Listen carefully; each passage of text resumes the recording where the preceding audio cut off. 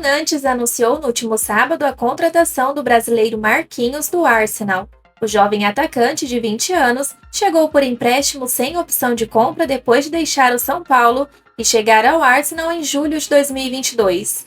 Com o Arsenal, disputou 3 jogos da Europa League e foi emprestado em janeiro deste ano ao Norwich da segunda divisão inglesa. O Nantes iniciou sua temporada no último domingo.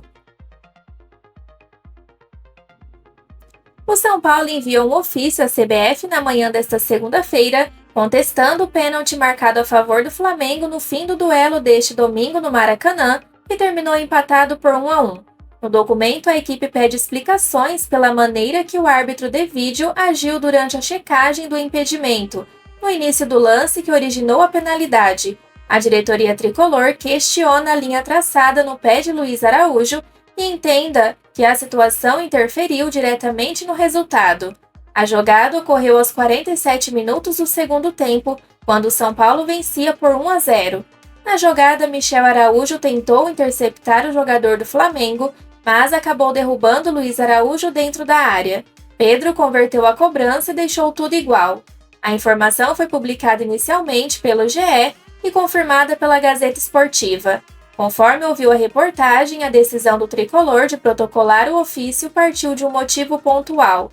A intenção não é pressionar a arbitragem para qualquer outro duelo que ocorrerá no futuro, como a semifinal da Copa do Brasil diante do Corinthians. O São Paulo já enviou representações à CBF em outras 2 oportunidades neste ano. A primeira pela expulsão de Rodrigo Nestor na partida contra o Fortaleza pelo Brasileirão. Já a segunda foi pelos lances polêmicos no majestoso disputado em maio pelo Campeonato Brasileiro.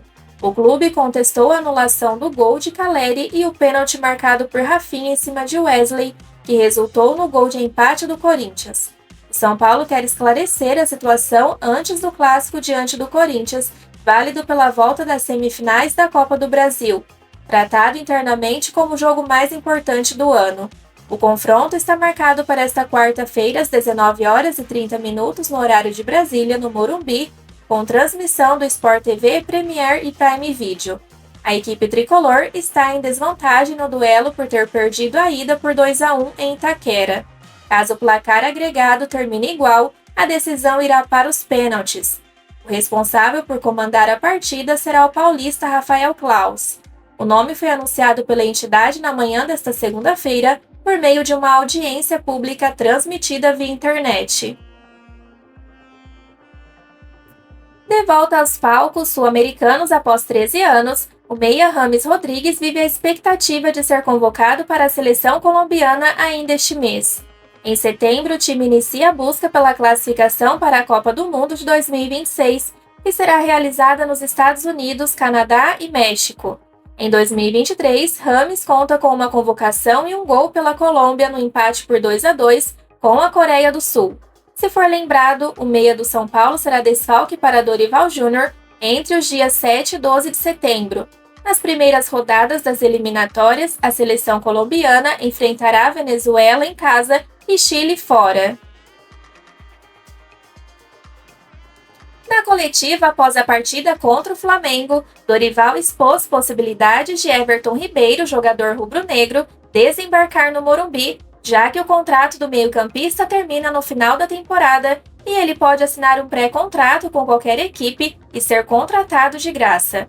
As palavras do técnico foram as seguintes, abre aspas, o Totói, filho de Everton Ribeiro, eu tenho uma foto ou outra. Falei para ele ir aprendendo o hino do São Paulo, quem sabe um dia. Foi um momento importante e isso é o que fica, fecha aspas.